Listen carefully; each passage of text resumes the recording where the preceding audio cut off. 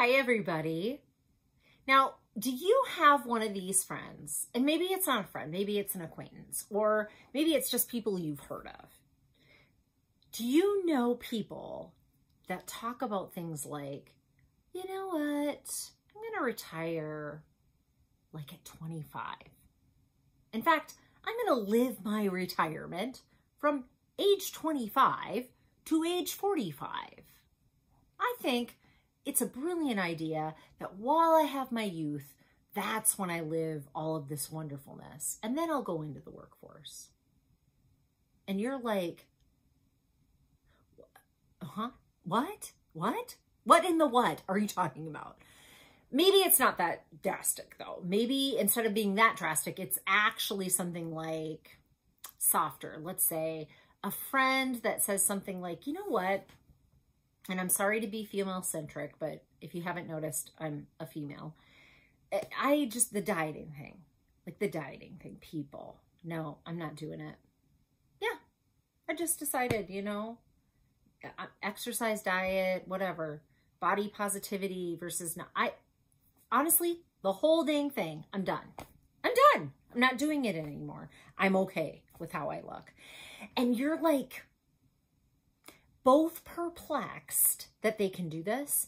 And there's a part of you that's a little, maybe more than a little, enraged that they just get to, like, not follow the rules. Who do these people think they are? Like, for real, who do these people think they are, right? I'm Dr. Natalie Marr, and on Learn to Love Your Story, it is my mission to help people understand and discover how they can love their self as they are right now, bumps, bruises, good for not good, without ever having to get to the place that I'm supposed to go to succeed, to be beautiful, to be, no, you get to love yourself as you are. I want to give people these skills, and I can, and I do. So I am so happy that you're here and following me and watching this video today. And FYI, yeah, I'm not in my car. What? Like, I usually, for these little infomercials, meet you from my car, but today I decided to meet you in my house. And why is that? Dr. Marr has a cold. That's the truth. Yeah, there's no vid in my household, but there's a lot of virus that's been, communicating amongst us, unfortunately. So here I am. And I'm happy to talk about this concept of these people that are like the outliers, right? And they do kind of piss us off. Let's be honest. At the very least, even if it's just something that they mildly step outside the rules on, we're pissed. We're a bit pissed. We're a bit irritated. Like, who gave you the right? Like, who told you it was okay to act that way? What? Like, I don't have the option to retire at 25. Who's got the money for that? Who can live on Hawaii until from 25 to 45 and then go into the workforce? What are you talking about? Well, those people who are really, really, really outside, they reauthor. That's what I would call it. They reauthor what I have been trained as a clinical psychologist to call programming and conditioning. Programming and conditioning is the idea of like the landscape, the water in the environment, the air that we breathe. It's the rules, the book of life, so to speak, that we follow, but we're not always paying attention to. It definitely shapes how we do things in our life. However, it isn't something that we're always really self-aware or self-conscious about in the moment. So it's things like, you retire at 65. Okay, if you're really going outside the bounds, it's 70. Oh no, if you're super outside the bounds, it's like 72 and you're cashing in on that Social Security thing. It is not, I retire from 25 to 45 and then go into the workforce. Who has time? What? That's like, whoa, that's way outside of things. Way, way, way outside of things. Or it could be more subtle. It could be people that bump up against your rules, but they're not quite like, it's not, out of reach. It just is outside the rules. And so it makes you feel uncomfortable. So you're still dieting at 45 and 55 and 65 as a woman because you've bought into the programming and conditioning that women's worth has a lot to do with how they appear. And how they appear has certain standards, weight being one of them. Well, my friends, the Nagowski twins, in their book Burnout, really kind of just like went out and told you most of that is built against you on purpose to market you back towards the dieting industry, what they call the bikini industrial complex. I love it. By the way, get nothing, no credit, no affiliation for Burnout. You should read it. It's a great book. It's a really great book for many reasons, not just that little factoid.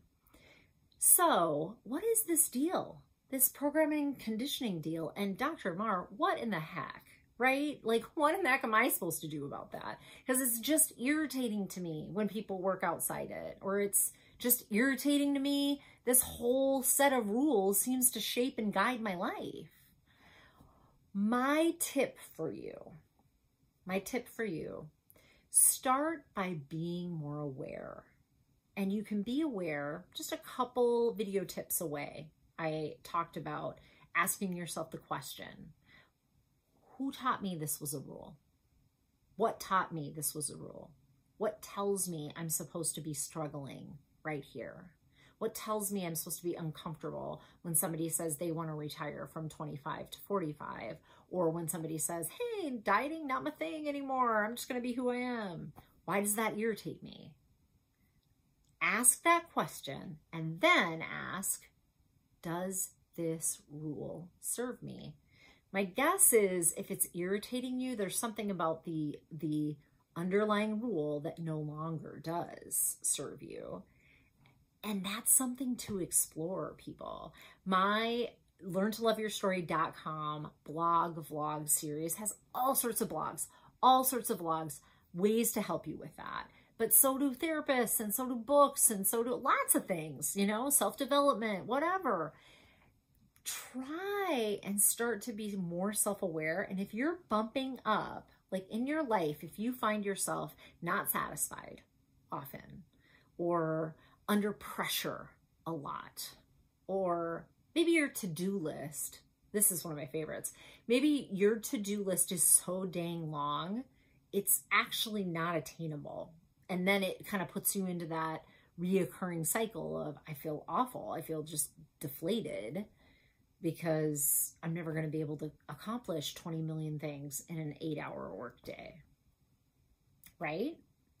If you're finding any of that happening to you, my tip to you is start to be self-aware. Start to ask yourself the question, how do I know this to be true? What is this rule that underlies this? And does this serve me anymore?